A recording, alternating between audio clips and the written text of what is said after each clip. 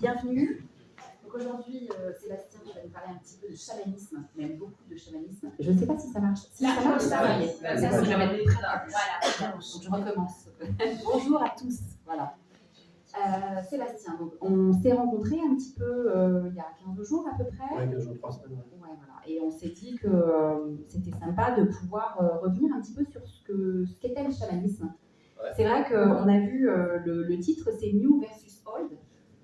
On avait beaucoup débattu là-dessus et on s'était dit qu'il n'y avait pas de nouveau ou d'ancien et tu avais vraiment envie de partager autour de cette thématique-là sur c'est quoi le chamanisme et est-ce qu'aujourd'hui on a un ancien chamanisme, un nouveau chamanisme.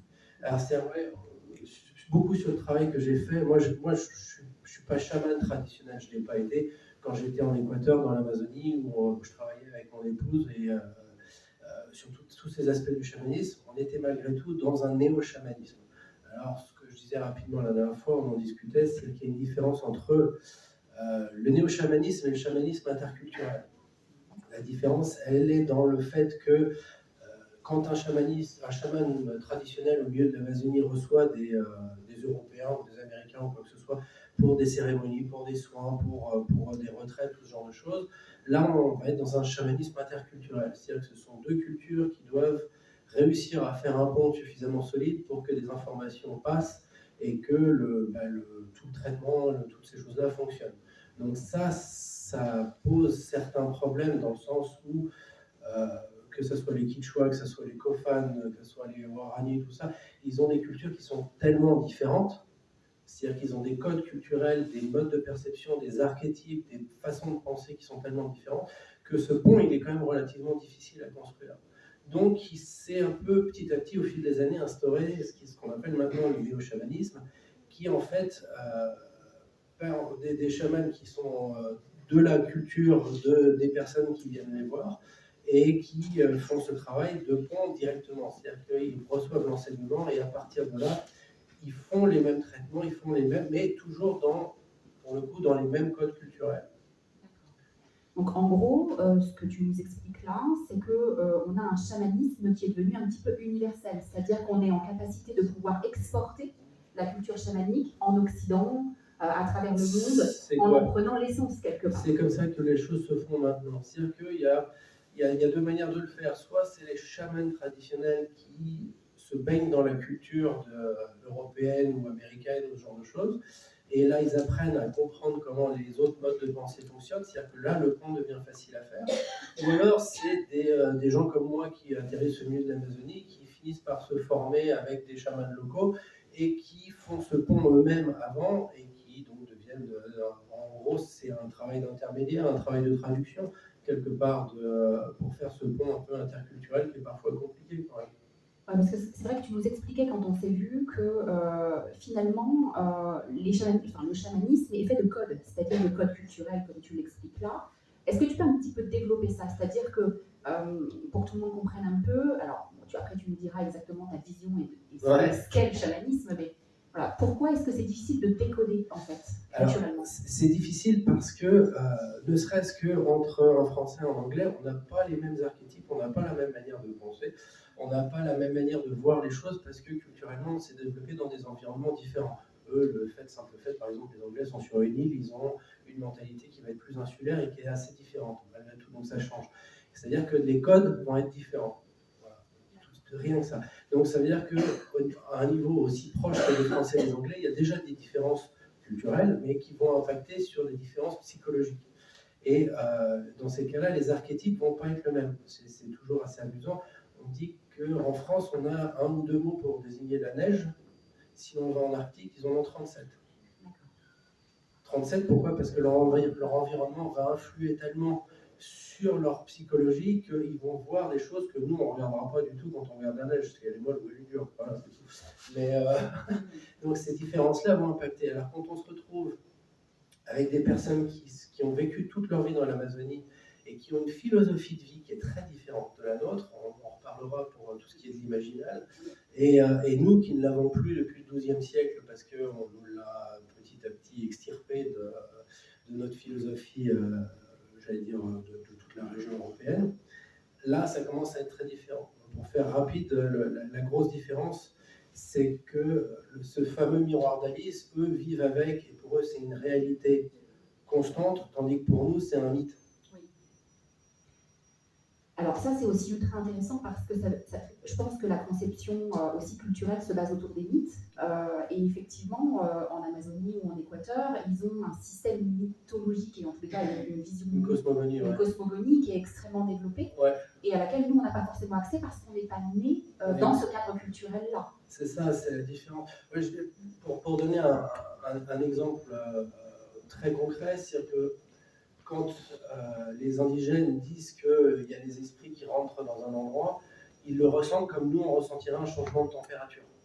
C'est-à-dire qu'ils le ressentent vraiment. Pour eux, c'est quelque chose de tellement naturel, tellement profond, tellement inscrit depuis la naissance, et ils vivent avec en permanence, que c'est réel, tandis que nous, c'est une réalité intellectuelle. Donc c'est quelque chose qu'on conçoit, tandis que eux, c'est quelque chose qu'ils vivent vraiment. Et donc cette différence, elle est très importante parce qu'un point de vue philosophique, psychologique, ça veut dire qu'ils ne voient pas le monde de la même manière. Alors du coup, comment on ramène, et c'est tout l'enjeu du néo-chamanisme, si je comprends bien, tout, comment on ramène en fait finalement, je peux envie de dire dépouiller du cadre culturel parce que ce serait un petit peu de l'appropriation quelque part, mais de dire ok, on ramène une culture chamanique,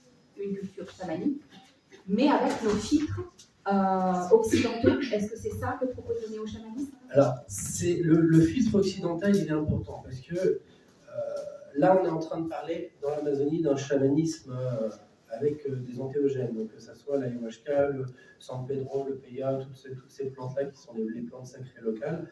Là, c'est un chamanisme encore particulier. Pourquoi? Parce que on arrive aussi à parler, c'est Harner.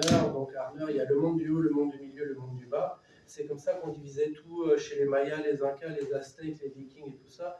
Donc le monde du bas, le monde du milieu, le monde du haut.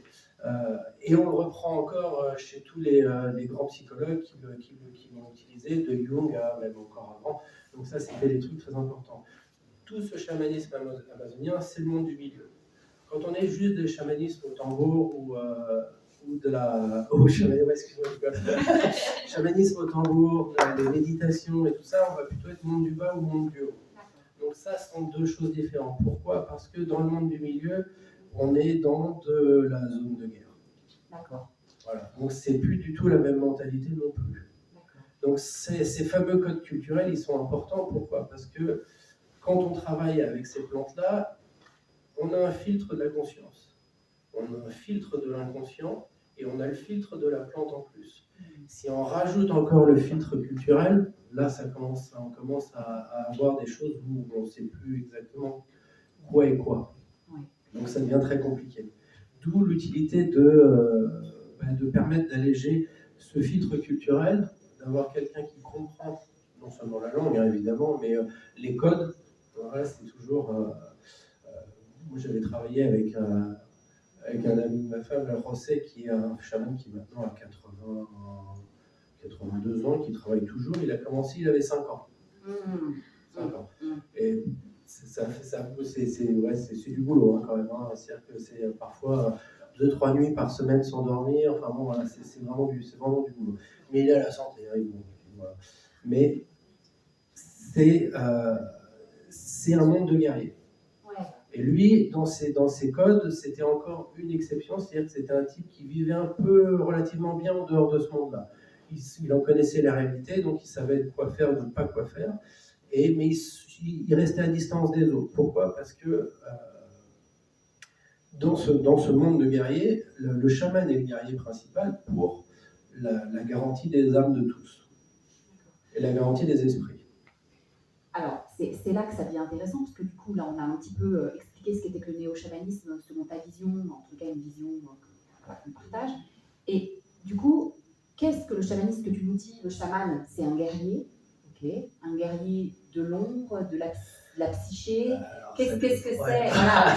Parce qu'on a eu beaucoup cette discussion-là sur le cheminement aussi initiatique que devait faire un apprenti chaman ou quelqu'un qui touche au chamanisme.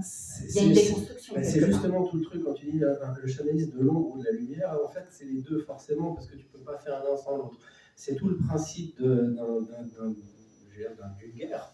c'est que il y a un côté sombre et un côté, ça on va reprendre, c'est Star Wars encore un grand coup, mais c'est le côté obscur des choses. Et quand on est dans l'Amazonie, il y a des gentils chamans et puis il y a des méchants sorciers, ce qu'on appelle les brujos, donc qui sont dédient l'intégralité de leur profession à pourrir la vie des gens.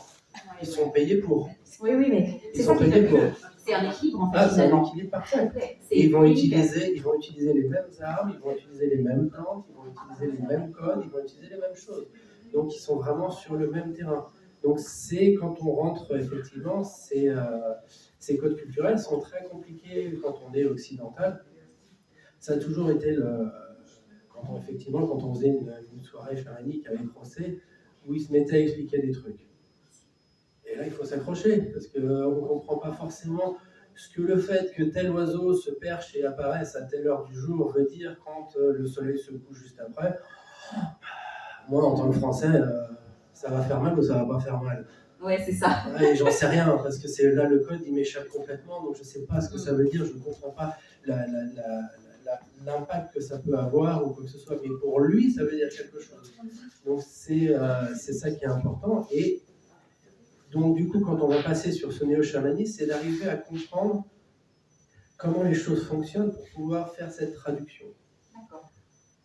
Et c'est là où ça demande un apprentissage, comme on en parlait, avec ces fameux chamans, où ils expliquent toutes les choses les unes derrière les autres, et il faut faire le tri. Le tri, ça veut dire quoi? Faire le tri entre ce qui appartient vraiment à une notion, spirituelle, une notion mystique, une notion appartenant aux esprits ou ce genre de choses, et ce qui va appartenir au culturel. Parce que le truc dont il faut bien se rendre compte, c'est que vous êtes dans l'Amazonie, vous faites 200 km, vous changez de groupe ethnique, les us et les coutumes liées au chamanisme ne seront pas les mêmes. C'est-à-dire que même entre eux, ils ne sont pas toujours capables de s'entendre. Et ils ne voient pas les choses de la même manière. C'est-à-dire qu'ils ne voient pas les choses de la même manière. C'est-à-dire qu'entre les Quichua et les Chouars, les Chouars, c'est ceux qu'en France on a toujours appelé les Jivaros, les réducteurs de tête. Eux, ils ont une approche du chamanisme qui est très agressive. Parce que eux, c'est des guerriers au quotidien. Réduire les têtes, ça demande un peu d'investissement personnel. Il faut vouloir. Donc, ils ont un chamanisme qui est beaucoup plus dans cette notion de guerre, dans cette notion agressive. Donc, c'est très très différent de ce qu'on va trouver chez les Quichua ou chez d'autres. Donc, si tu devais nous dire, en gros, pour les gens là, qui nous regardent, c'est quoi le chamanisme? Moi, je le connais, mais aujourd'hui, qu'est-ce que fait un gars qui fait du chamanisme? Clairement. Il fait la transition entre deux mondes. C'est un intermédiaire. Le travail normalement d'un chaman, que ce soit en Sibérie, que ce soit en Amérique du Sud, ou en Afrique, ou n'importe où ailleurs, ou en France avec les druides, le principe, c'est de faire l'intermédiaire entre le monde des hommes et le monde des esprits. C'est entre le sensible et l'intelligible et l'imaginal. Donc c'est arriver en fait à faire ce pont entre ces choses-là. Pour pouvoir, quand les gens ne comprennent pas quelque chose pendant longtemps, c'est pour ça que je disais tout à l'heure, au XIIe siècle, on s'est fait un peu amputer cette partie que les autres ont, ce qu'on appelle l'imagination ragente, qu'on trouve encore dans la philosophie perse, mais qui a disparu de chez nous au XIIe siècle, enfin qui a commencé à disparaître au XIIe siècle, et le zoroastrisme a petit à petit pris le pas là-dessus, et qui ensuite a disparu complètement avec le siècle des Lumières. Il y en a quelques-unes qui se sont éteintes à ce moment-là, quand même. Oui, beaucoup. Beaucoup. Et c'est ce qui fait que l'Église ayant pris le pas là-dessus, on a effacé toute cette partie-là pour que ce soit l'intelligible qui prenne uniquement, c'est-à-dire notre capacité à penser les choses intellectuellement. Donc on a une approche qui va systématiquement inclure les deux. C'est-à-dire que l'approche du mystique et du spirituel se fait de plus en plus, c'est fait sur une base intellectuelle. C'est-à-dire qu'on comprend les choses sans réussir forcément à les ressentir. Heureusement, ce n'est pas le cas pour tout le monde, mais c'est le cas pour la majorité. Donc ça, c'est ultra intéressant. Ça veut dire que le chamanisme a ces deux dynamiques, c'est-à-dire trois dynamiques. Toujours trois. Mais effectivement, donc on est vraiment sur de faire le pont entre les différents mondes, si je peux m'exprimer comme ça, et effectivement de ressentir. Oui. Et non plus C'est d'intellectualiser ça. des situations, des C'est-à-dire, mécanismes, des mécaniques. ouais. C'est-à-dire que depuis le XVIIe, on est passé dans une philosophie qui est quasiment totalement dualiste, voire totalement matérialiste quand on la pousse un peu trop loin. C'est-à-dire que c'est le corps ou l'esprit. Donc c'est le sensible ou l'intelligible. Et en fait, on a perdu cette partie qui normalement gère le spirituel et qui a son propre système cognitif, donc son propre système de perception. Donc dans le sensible, on a nos cinq sens. Hein. Dans l'intelligible, c'est l'intelligence, c'est l'imagination, c'est ce genre de choses, c'est la projection, c'est les archétypes. Et après, dans l'imagination agente, on a encore une autre manière de percevoir les choses que nous, on n'a plus. On l'a toujours, mais on a perdu l'accès à. C'est-à-dire que c'est quelque chose qui culturellement, traditionnellement, philosophiquement s'entretient suffisamment pour pouvoir s'intégrer dans la vie de tous les jours. Oui. Et donc, d'où la nécessité d'aller dans d'autres cultures pour récupérer cette essence petit à petit, et pouvoir le ramener, enfin en tous les cas le réincorporer dans nos traditions aujourd'hui occidentales. C'est exactement ça. Il y en a beaucoup qui ne l'ont pas perdu. Mais par exemple, c'est quand on aborde une notion de spiritualité, de mysticisme ou toutes ces choses-là depuis l'intelligible, on est déjà dans un certain décalage qui fait que on ne ressent pas les choses, on ne va pas les ressentir, on va essayer de les comprendre, les intellectualiser pour pouvoir les réintégrer d'une manière ou d'une autre. Ce qui fait que le jour où on le ressent vraiment, ça fait vraiment bizarre, parce que là, ça remet les choses à plat de manière parfois brutale. D'où le voyage chamanique, dont on a beaucoup parlé quand on s'est vu, de la prise d'ayahuasca, dont tu as beaucoup parlé aussi. On a eu une grosse discussion autour de ça, parce que je faisais état d'une pratique où est-ce que c'était nécessaire de prendre de l'ayahuasca pour faire des voyages chamaniques, et puis qu'est-ce que l'ayahuasca au bout du compte, et du coup, quel est l'état, qu'est-ce qu'on va chercher en voyage chamanique, pourquoi en voyage. Bon, il y a plusieurs questions. Voilà, je pense que... Alors, l'ayahuasca, comme je disais, ça va faire partie du chamanisme du monde du milieu. Donc ça ne parle pas des deux autres, du monde du bas et du monde du haut, alors, qui sont beaucoup plus... oui. Je sais qu'on avait dit que ce serait compliqué de tout développer. Ouais. Mais est-ce qu'on peut juste se faire un petit... Parce qu'on entend beaucoup parler des trois mondes, et je pense que, de manière générale, les gens le connaissent. On va le faire en 2 minutes, juste pour le pain. Voilà, le monde du bas, ça va être tous les animaux, les animaux de pouvoir, les pouvoirs animaux, les totems, voilà. Tout le chamanisme du haut, donc le monde du haut, ça va être tout ce qu'on aurait dit anges, archanges, les déités, les esprits, ce genre de choses. Le monde du milieu, ça va être beaucoup d'esprits qui restent parfois coincés, des esprits qui sont en souffrance, des personnes qui sont en souffrance. Ça va être chez une personne, chez quelqu'un, ça va être, comme disait Paul de Jung, c'est la sombra et la persona en même temps. Donc toutes nos difficultés, nos problématiques, là on va être dans un inconscient qui sera un peu plus profond, inconscient moyen voire inconscient inférieur, tandis que dans les autres, on va être dans une part qui va être plus consciente, plus accessible et plus gérable, moins dangereuse quelque part, moins difficile à aborder. Donc le monde du milieu, si on comprend bien, c'est quelque part le prolongement de notre inconscient personnel et l'inconscient collectif. Voilà. On est dans cette trame-là. Ouais. Donc quand on va faire un voyage chamanique, on va surtout œuvrer dans le monde du milieu. Oui. C'est ce que tu expliques. Ouais. Avec accès aux autres aussi. Accès aux autres, mais... C'est une porte d'accès. Ok. Et dans un premier temps, sur des premiers voyages, on va surtout effectivement être en contact avec le monde du milieu. Ouais, mais le sien. C'est ce que tu expliquais, ça m'avait beaucoup... C'est ce qui prend souvent beaucoup de temps, c'est d'arriver dans ce troisième pôle dont on parlait, là, c'est l'imagination agente, c'est ce qui permet en fait de pénétrer dans l'imaginal. Pénétrer dans l'imaginal, c'est quand on a suivi le lapin blanc d'Alice jusqu'au fond du trou. Voilà, là on est dans l'imaginal, c'est dans cette espèce de monde qui n'est pas du rêve, ce n'est pas de la projection, ce n'est pas de l'archétype. L'imaginal, c'est tout ce qui va se trouver derrière le miroir. Donc derrière le miroir d'Alice, derrière le rideau, tout ce qui se trouve derrière le rideau de la réalité. Arriver à vraiment percevoir et comprendre ce monde-là, ça nécessite effectivement, de reconstruire notre perception de l'imaginal, qu'on n'a plus. C'est beaucoup plus facile pour les indigènes au milieu de l'Amazonie, parce qu'eux, ils savent depuis la naissance comment ça fonctionne, ils ont tous les codes, et il le voit instinctivement ce qui appartient à la réalité sensible. Tandis que nous, on n'y est pas habitué. Donc il faut en gros un petit peu ramer au travers de notre propre inconscient. C'est pour ça que c'est pas toujours drôle. Tu parlais tout à l'heure, ta question aussi, c'était de savoir est-ce que c'est nécessaire. Non seulement c'est nécessaire, mais c'est pas toujours recommandé. Tu parles de l'ayahuasca. Ouais. Ou les autres plantes. Oui, on parlait de plantes entéogènes. On peut faire la différence. Les plantes entéogènes sont celles qui permettent, moi j'appelle ça se rapprocher des dieux, ou en tout cas, avoir une perception peut-être plus sur le monde d'en haut. C'est la racine grecque. Ouais. Voilà, et effectivement, l'ayahuasca est plus une plante qui va mettre dans un état modifié de conscience, ou en tout cas qui va permettre d'aller toucher ce fameux monde du milieu et ce fameux inconscient. Et du coup, de faire un chemin de déprogrammation. C'est tout, c'est un travail. Oui. Alors, c'est le gros avantage.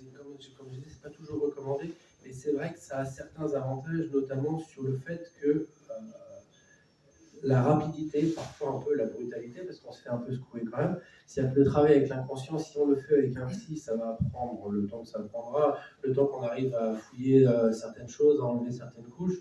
Quand on le fait avec des entéogènes qui commencent à être très puissants, ce travail-là, il peut se faire en l'espace de quelques heures. Au lieu de prendre des années, il va se faire en quelques heures. Ce qui n'est pas forcément très drôle et qui n'est pas forcément recommandé quand on n'est pas accompagné par quelqu'un qui va pouvoir faire ce suivi. Et ça, c'est le truc clé, c'est-à-dire que tous les problèmes qui surviennent sont des personnes qui font une décompensation psychologique parce qu'ils ont été prendre ça au milieu de la forêt avec quelqu'un qui les a pas vraiment accompagnés, qui comprend pas forcément ce qu'ils veulent dire, et ils se retrouvent avec un décalage psychologique tel qu'on est dans une espèce de quasi mini schizophrénie pendant quelques jours. Le temps que ça recolle les mots. Ouais, mais je trouve ça ultra intéressant parce que c'est vrai que quand on a discuté, moi j'ai fait un parcours un petit peu, et je disais, moi j'ai eu peur en fait à certains moments de l'ayahuasca parce que j'avais la sensation de ne pas être correctement accompagnée, encadrée. Oui, on a toujours peur, mais je crois que c'est ultra important de comprendre que c'est pas du bad trip, c'est pas pour, c'est du bad trip, tu disais, mais c'est pas pour triper. Avec les potes en soirée, quoi. On n'est pas du tout dans ce cadre-là, on est vraiment dans un cadre thérapeutique. Ah oui. Pour donner un ordre d'idée, c'est que quelle que soit la grande majorité chez les indigènes, le chaman prend l'ayahuasca quand il doit faire une cérémonie, c'est très rare que les autres le prennent. C'est-à-dire que nous, on y va pour aller le prendre quand les gens vont faire un voyage chamanique, ils vont une retraite ou quoi que ce soit, c'est pour aller le prendre. Les indigènes eux-mêmes ne le prennent pas, ils ont trop la trouille. Et puis ils le disent, il y en a plein qui le font quand ils ont 15 ans, et après ils ne le refont plus parce que ils ont une truie bleue. Parce qu'ils vont plus loin, ils vont plus fort, et ils voient des choses qui sont difficiles à voir. Donc en gros, donc là on a beaucoup parlé de l'ayahuasca, mais du coup quand on fait un voyage chamanique, on fait le pont entre le subtil et la matière, en quelque sorte. Pour quel but? Parce que du coup, voyager pour voyager, super, c'est génial. Oui, voyager c'est bien, mais bon, voilà. Et du coup, on parle de cette dynamique thérapeutique, c'est-à-dire qu'on va soigner quelque chose à l'intérieur de soi, son inconscient, tout ça. C'est-à-dire que effectivement, c'est le gros avantage de cette plante-là, c'est-à-dire que en temps normal, on ne se rend pas compte que notre conscience occupe une place minime. On va dire minime, c'est 3-4% de tout le reste. C'est-à-dire que comme on ne perçoit que ça avec nos sens, que ce soit sensible ou intelligible, comme on ne perçoit que ça, on pense qu'il n'y a quasiment que ça qui existe. Alors qu'en fait, 95% de tout se passe un peu en arrière-boutique.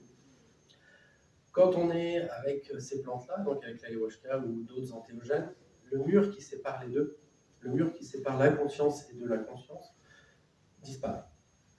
Il s'efface. Dans une proportion plus ou moins importante, parfois ça dépend des niveaux qu'on atteint, mais plus on avance, plus la conscience se réduit dans une petite bulle qui flotte quelque part, qui est encore en train d'essayer de percevoir ce qui se passe autour, désespérée parce qu'elle essaye de percevoir avec ses 5 sens alors qu'on a les yeux fermés et qu'on a la tête sur un truc posé et qu'il fait nuit et que de toute façon on ne voit pas, on n'entend rien, c'est tout à l'intérieur, mais on est encore en train d'essayer d'interpréter comme s'il s'agissait de nos sens physiques, ce qui est parfois aussi cause d'un certain décalage, mais La conscience se réduit dans cette petite bulle qui flotte dans un univers qui paraît tellement grand, jusqu'au jour où on réalise qu'en fait, même s'il est très très grand, ça reste que notre inconscient. On n'a même pas encore gratté au-dessus. Donc l'inconscient, c'est quelque chose qui est tellement gigantesque, où il y a tellement de choses qui se passent, qui viennent de nos familles d'avant, de toute notre généalogie, de notre inconscient collectif, comme on en parlait, de l'inconscient familial, de toutes ces choses-là. C'est quelque chose qui est phénoménal. C'est tellement gigantesque qu'on peut effectivement continuer à faire ce voyage pendant des années, qu'on va toujours trouver des trucs. Au bout d'un moment, ça se calme quand même. Oui. Ça se calme. Quand on l'a fait, je sais plus, 250, 300 fois, c'est vrai qu'au bout d'un moment, ça commence à se... C'est puré, on va dire. Ça, voilà, on a un peu mieux rangé 2-3 trucs, donc on y voit un peu plus clair. Mais les premières fois, c'est un vrai bordel. Donc, de toute façon, quand on y va, c'est compliqué. Hein. On comprend pas toujours ce qui se passe. Et le problème, c'est qu'encore une fois, dans ces codes culturels, quand on y va et quand on voit des choses que notre esprit n'est pas habitué à voir, on pense que c'est pas nous. Et ça t'en a beaucoup parlé. Alors que c'est pas vrai. Ouais. C'est-à-dire que quand on plonge dans ces soirées chamaniques, quand on a toutes ces visions-là, ça reste nous. Ça reste notre inconscient et notre conscience qui ont des choses à raconter, mais le mur est tombé et là, on a une prise directe, on n'est pas endormi. Donc on a une vraie prise directe, on a un vrai traducteur, c'est-à-dire qu'on comprend en plus que notre inconscient nous dit pour une fois. Donc dans ces cas-là, lui, il lâche pas dans ces cas-là, parce que s'il a quelques heures pour dire ce qu'il a à dire, il va y aller franco. Et c'est souvent où on a des soirées, surtout, bon ça va être au début, où il y a des visions qui vont passer toutes les quelques secondes. Et on reconnaît certaines choses, ça peut être des souvenirs qui passent, puis ça vient avec une émotion, puis l'émotion passe, on la laisse couler, et ça passe instantanément en amnésie, parce que ça y est, une fois que l'inconscient il s'embête pas avec certaines choses, une fois que l'information est passée, qu'elle a été ressentie dans le corps, qu'elle a été entendue, elle jette à la poubelle littéralement, donc ça passe. Et on fait ça des fois pendant 1 heure, on voit ces dossiers qui passent, qui sont sortis les uns derrière les autres, parce qu'il faut recommencer par les dossiers un peu en souffrance. Et puis, une fois qu'on a levé suffisamment de dossiers, il peut y avoir un gros morceau qui débarque. Alors, il y a des trucs qui viennent d'un peu plus loin, des traumatismes, ce genre de choses. Et là, il y a un travail qui peut être plus lourd aussi. Parce que l'émotionnel va se mêler. C'est toujours marrant, parce que quand on prend cette plante, elle va travailler avec l'inconscient. Et l'inconscient, lui, il a toujours les boutons, notamment les boutons des émotions. Donc quand il a besoin de se faire entendre, il est juste à en tourner un. Alors ça, il y en a des fois, c'est moins drôle. Puis surtout quand on n'écoute pas et puis il monte le volume. Alors au début, il y en a qui pleurent, puis après, il pleure vraiment. Puis après, vraiment, c'est très dur. Il pleure beaucoup. Voilà. Donc ce sont des soirées qui sont, comme je disais, ça peut être merveilleux parce qu'on est dans la lumière, on voit les choses et puis on déconstruit, on fait un travail phénoménal. Sur soi, on arrive à voir des choses qu'on n'aurait pas devinées. Ça devient comme des pièces de puzzle. On les connaît, ces pièces de puzzle. Oui, je connais cet événement-là. Et puis ça, je fais, mais pourquoi tu me montres ça? Puis tout d'un coup, on a notre inconscient qui commence à les remettre dans un autre ordre. Puis ça raconte tout d'un coup une histoire et on se dit, ah ouais, ils sont tous liés. Et on se rend compte que toute cette histoire-là était liée et ça tombe. Ça déconstruit. Oui, donc il y a une forme de guérison aussi. Donc du coup, le voyage chamanique, la prise d'ayahuasca, c'est vraiment en quelque sorte, j'ai envie de dire, un processus de développement personnel, initiatique, à part entière, thérapeutique, on l'a déjà dit tout à l'heure. Donc on n'est absolument pas dans le folklore du voyage pour voyager. Il y en a qui le font. Alors ça, moi j'ai toujours pensé que c'était une idée déraisonnable, je vais dire ça gentiment, hyper déraisonnable parce que c'est quelque chose qui reste dangereux. On rentre dans le monde du milieu. Rentrer dans le monde du milieu, c'est-à-dire qu'on n'y rentre pas tout seul. On n'y rentre jamais tout seul parce qu'il y a du monde. Oui, tout à fait. Alors tu disais aussi pendant notre conversation, mais je vais rebondir sur d'autres questions, quand on s'était vu que finalement on captait très peu d'esprit comme on peut nous le raconter dans les voyages et que c'était, comme tu disais tout à l'heure, beaucoup effectivement notre part inconsciente qui s'exprimait et qu'il ne fallait pas faire de dissociation et considérer que c'était extérieur à soi et que c'était quelque chose qui était un prolongement de sa propre énergie. Ça va répondre à ta question tout à l'heure sur l'entraînement chamanique. Contrairement à ce qu'on pense souvent, quand on commence un entraînement avec un chaman, c'est pour apprendre à devenir chaman avec, moi en l'occurrence, il avait appris avec les Sapporo, et puis je lui ai appris de lui, et cet entraînement-là, c'est pas le fait de prendre les plantes, de réussir à gérer la plante dans la nuit, ou de faire ce genre de choses, ou d'apprendre les rituels, tout ça. Le chaman, il s'embête même pas à faire un apprentissage en disant tiens, il faut que tu fasses ça ou quoi que ce soit. Non, ça, on reproduit les gestes, c'est pas un problème. Tout l'apprentissage chamanique est dans l'introspection, c'est-à-dire c'est tout ce qui se passe entre. Bizarrement, c'est ce qui se passe même sans la plante. Pourquoi ? Parce que la seule utilité, c'est de réussir à apprendre à se connaître tellement bien soi-même, c'est-à-dire chaque facette, chaque morceau, chaque part de notre inconscient, qu'on les visiter tellement que quand on se retrouve n'importe où, on arrive toujours à se reconnaître dans ses visions, dans ses projections, dans toutes ces choses-là. Donc on va faire la différence entre parce que tu arriveras à faire la différence entre ce qui est toi et ce qui n'est pas toi. Et c'est ce qui est très difficile parce que plus on prend, au bout d'un moment, plus on va aller haut, plus ça va monter haut et vite, et plus on a de chances de se paumer. Et se paumer, ça veut dire encore une fois un décalage psychologique qui va s'inscrire, c'est l'ego qui va se fracturer, c'est des difficultés psychologiques qui en suivent, avec les hautes dépressions et ce genre de choses. Quand on a mangé un peu trop fort la nuit d'avant, on peut mettre quelques jours à s'en remettre. Donc pour éviter ça, il faut toujours réussir à rester parfaitement ancré à soi. Pas à la terre, pas à machin, non, c'est à soi. C'est toujours à soi. Et tu parlais tout à l'heure d'être accompagné. Alors, bien évidemment, je vais aborder les animaux de totem, les animaux de pouvoir, puisqu'on a tous entendu, je pense, qu'on partait en voyage chamanique, on était accompagné par son animal de pouvoir, son animal totem. Qu'est-ce que tu en penses là-dessus ? Pas toujours. Voilà. Non, mais c'est bien. C'est s'ils sont libres et qu'ils n'ont pas autre chose à faire, j'imagine, j'en sais rien, mais c'est rare. D'accord. C'est rare parce que, encore une fois, là on tape sur des zones de l'imaginal qui sont très avancées, donc c'est quand même assez haut pour arriver à avoir des manifestations pendant les soirées chamaniques comme ça. C'est qu'il y a quelque chose d'important quand même. Ouais. Alors c'est toujours marrant, mais il y a beaucoup, la plupart du temps, on va être accompagné par des projections archétypales. Ouais. Alors, est-ce que tu peux définir, parce que je suis pas sûre que tout le monde ait une licence en psycho ou un bac plus 5 en psycho. Qu'est-ce que tu entends par archétype ? C'est Jung. La Belle au bois dormant, c'est un archétype. Le chevalier sur son blanc destrier, c'est un archétype. C'est l'image qui va définir quelque chose qu'on a dans notre inconscient collectif, sur lequel on va raccrocher beaucoup de choses. Donc le chevalier, ça va être le sauveur. Donc, quand on a une notion de le chevalier, c'est le sauveur, avec une moralité parfaite, quelque chose de très droit, capable de défendre, capable de... Voilà. Donc les archétypes, on en partage tous, on les contient tous et on en utilise certains ou pas. Voilà, à l'appel. Voilà. Et donc du coup, je me suis perdu. Mais en fait, en gros, pour toi, l'animal totem fait partie de cette zone archétypale. Non. Les pouvoirs animaux font partie de cette... Voilà. C'est ceux qu'on voit le plus souvent. On a tendance parfois à les confondre en pensant que c'était un animal de pouvoir ou un animal totem. Animal totem, j'hésite toujours à l'employer parce que la notion totémique fait référence à un clan. C'est-à-dire que c'est l'animal qui représente le clan dans son intégralité, que ce soit une famille, que ce soit une tribu ou quoi que ce soit. Donc c'est très difficile d'utiliser l'animal totem parce qu'il est généralement pas totémique. Peut-être qu'il est dans une famille, ça se trouve il y a des familles où nous c'est le cerf, le sanglier ou je ne sais pas. Un peu comme sur les blasons. Voilà, sur les blasons, là on va être plutôt dans une notion totémique, c'est clanique.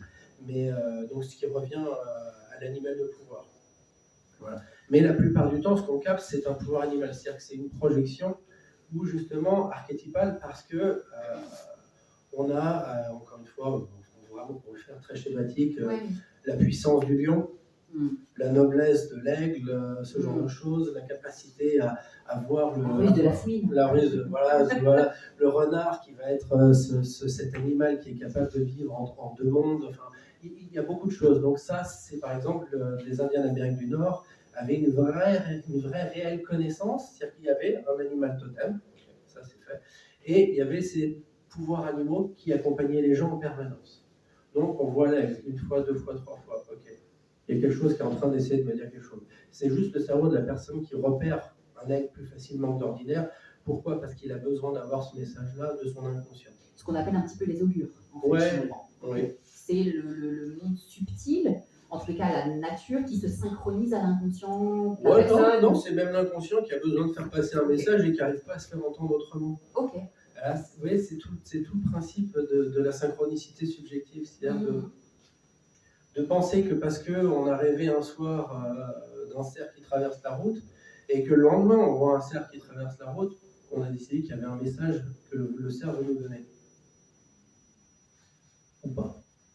Ça peut juste être une explication parmi une douzaine d'autres.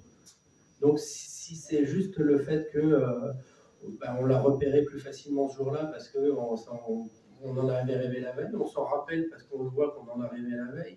Donc la synchronicité subjective, le problème c'est qu'elle n'est pas spirituelle, elle est intellectuelle. Et tant qu'on le perçoit de manière intellectuelle, on ne sait pas où elle est vraiment. Mais pour toi, il existe quand même une compatibilité, effectivement, entre le subtil et la matière, puisque le chaman fait pont, et qu'il y a quand même cette capacité à aller acquérir des messages subtils, ou en tout cas des informations subtiles de manière plus globale qui dépassent votre intériorité et ce que nous, on est en tant qu'être, mais que ça se fait après des années d'entraînement, en fait. Pour toi, c'est plutôt... Non, on peut tomber dessus le premier jour. D'accord. Non, il n'y a aucun problème. Il n'y a aucun problème. Il y a des personnes qui, le premier jour, vont réussir à faire le tour complet. Il n'y aura pas de résistance, rien du tout. Généralement, ce sont des personnes qui ont déjà cette ouverture dont on parlait en dehors de l'intelligible et du sensible. Mais sinon, non, c'est tout à fait possible. Il n'y a pas de problème. Et après, il y en a d'autres, ça ne sera jamais. Oui, c'est un peu comme tout. Hein. C'est un peu comme tout. Alors, ce que je voulais aussi te demander, c'est du coup, est-ce qu'il est nécessaire de prendre des plantes pour pouvoir voyager chamaniquement? Moi, je prends l'exemple, voilà. Ok. Alors, qu'est-ce qui va te différencier? C'est l'intensité. L'intensité. Et l'opérativité. Ouais. Et les conséquences. Oui. Ouais, les conséquences aussi, parce que sinon, c'est trop facile. Ouais. Non, au niveau de l'intensité, il faut se rendre compte que c'est quand même. C'est pour ça que je disais que c'est quelque chose qui doit toujours se faire accompagné par vraiment quelqu'un de sérieux, parce que c'est pas anodin, c'est jamais anodin. Je parlais tout à l'heure justement des personnes qui arrivent du premier coup. Il y en a qui crèvent certains plafonds du premier coup qui ne devraient pas crever et qui sont tellement violents à vivre que ça peut les laisser dans un état de on voit plus le monde de la même manière une fois qu'on a regardé derrière. Pour vous donner un ordre d'idée. C'est-à-dire qu'une fois qu'on a jeté un coup d'œil de ce qui se passe derrière, on ne voit plus la réalité normale, on n'arrive plus à la voir de manière normale. Parce qu'on sait qu'il y a quelque chose derrière en permanence. Nous, pour les indigènes, c'est ok, ils sont nés avec, ça ne leur pose pas de problème. Depuis la naissance, ils savent qu'il y a un truc derrière, ils vivent avec et ça ne leur pose pas de problème. Nous, non. Donc c'est un peu plus difficile, ce qui fait qu'on a besoin d'avoir une compréhension, un accompagnement, quelque chose qui fasse qu'on puisse vraiment comprendre ce que cette intégration veut dire. Sinon, ça perturbe. Oui, parce que quand tu voyages en Équateur, on parlait tout à l'heure des différences culturelles, quand tu reviens d'un voyage sous ayahuasca, comment est-ce qu'on t'accompagne du coup? Parce que le chaman va te dire un certain nombre de choses ou pas, je suppose. Moi, je suis jamais en Équateur et j'ai jamais pris d'ayahuasca, mais du coup, voilà, c'est vrai que comment est-ce que est-ce que c'est par ses propres moyens qu'on fait ces déductions seules, ou est-ce qu'effectivement il y a quand même un accompagnement Normalement, quand on le fait correctement, et c'est vraiment important, c'est-à-dire les personnes qui arrivent dans l'après-midi avant, il y a vraiment un débriefing, on parle de choses, on apprend à comprendre la personne, ce qu'elle vient chercher, pourquoi, etc. Au milieu de la nuit, une fois que le gros pic, c'est-à-dire quelques heures après avoir commencé, que le gros pic est passé, il y a un échange à nouveau, au milieu de la nuit. C'est-à-dire qu'il y a encore l'influence de la plante, encore l'influence de cet état chamanique, et il y a un échange qui peut durer une heure, trois quarts d'heure, une heure et demie, ça dépend, où il y a un débriefing qui se fait déjà à ce moment-là. Parce que la personne est encore à chaud dedans, et toujours avec l'esprit suffisamment, avec un accès suffisamment correct à l'inconscient pour pouvoir faire le travail et continuer le travail. Et après, il y a encore le lendemain un accompagnement qui se fait. pour être sûr que que voilà, ça soit intégré, digéré. Alors intégrer, digérer, non, ça prend un peu de temps, Ouais. mais que ça soit pas, on relâche pas les gens dans la nature sans Sans les avoir checkés, quoi. Voilà, juste avec une tape dans le dos en disant t'inquiète pas, ça ira. un moment ou un autre, ça reviendra bien. Okay. Bon, est-ce que ça serait aussi sympa que tu puisses parler peut-être de ton parcours? Comment tu en es arrivé au chamanisme? Un jour, tu t'es levé, tu es tombé dans la marmite? Ouais, littéralement, avec Ambre, ça a été vraiment ça. Alors, si au parcours, je vais commencer, moi, c'est après le bac, je suis parti la première fois en Équateur, où je suis resté quelques mois à travailler avec les givarons, donc avec les choirs et les hachoirs, sur un projet d'ethnobotanique. Donc là, j'étais déjà dans les plantes. Et j'entendais tout le temps parler de l'ayahuasca, tout le temps ces plantes-là, mais ça n'a pas dépassé ça, ça n'a jamais été plus loin. Et donc il y avait un travail qui s'était fait avec ces personnes, donc les indigènes sur place. Et puis voilà. Et après j'ai continué, je suis ingénieur, j'ai fait un doctorat en anthropobiologie. Donc là, c'était pas en Amazonie, c'était en Papouasie-Nouvelle-Guinée. Et après, je suis parti en Équateur pour aller à la base pour ouvrir un hôtel. Rien à voir. Un lodge dans l'Amazonie, rien à voir. Enfin, si, rien à voir. Non, moi, je suis quatrième. C'est un hôtel à plein de chambres. Je suis quatrième génération d'hôtelier, donc sur le moment, ça m'avait paru une bonne idée. C'est le genre de truc qu'on dit jamais je le ferai, je parie merde. Et voilà. Donc j'ai fini par refaire ça, voilà. Puis et puis à vivre là-bas, et puis un jour avec mon épouse, on a été, parce qu'on a eu une demande pour un chaman, et je suis dit, oh ouais, va voir machin là-bas. Et on dit, bah, on va y aller aussi. Et après, on dit, attends, ça a été tellement une telle révélation, une telle nuit, un truc tellement extraordinaire que on y retournait une fois par mois. C'était un peu notre thérapie, ça a été notre thérapie pendant les 6 premiers mois. On y allait une fois par mois, une fois tous les mois et demi à peu près. Juste pour, ça nous permettait de faire une nuit de jeûne, puis de faire une expérience. Et encore une fois, un peu ce travail de déconstruction, arriver toujours à se comprendre un peu soi-même. Et au bout de 3 fois, à chaque fois, j'avais toujours les mêmes messages qui me revenaient. Fais toi aussi, tu peux apprendre, toi aussi, tu peux apprendre, toi aussi, tu peux apprendre. Puis moi, je suis très cartésien, alors le truc, je le mettais toujours de côté. Je suis entre le pouvoir et le vouloir, il y a déjà une différence. Et ça veut dire quoi, le pouvoir. Et puis bref, et puis au bout d'un moment, j'ai posé la question, enfin, je l'ai dit au chaman, et le mec m'a dit que oui, il savait aussi. Et que c'était OK, s'il voulait, je pouvais le faire avec lui. Je suis bon. Et j'ai commencé comme ça. Et après, c'était pas une fois tous les mois, c'était toutes les semaines. Tous les vendredis. Ok, donc tu as appris à voyager, ouais. Tu as appris sur toi plein de choses. Ouais. Et puis on parle aussi beaucoup dans le chamanisme des soins.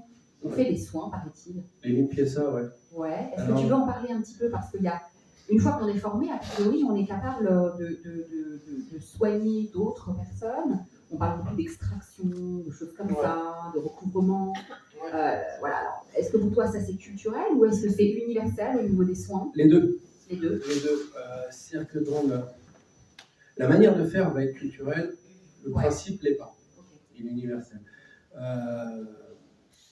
Moi, j'avais une manière un peu particulière d'aborder les choses. C'est-à-dire que je savais que j'étais pas capable de faire un chamanisme interculturel.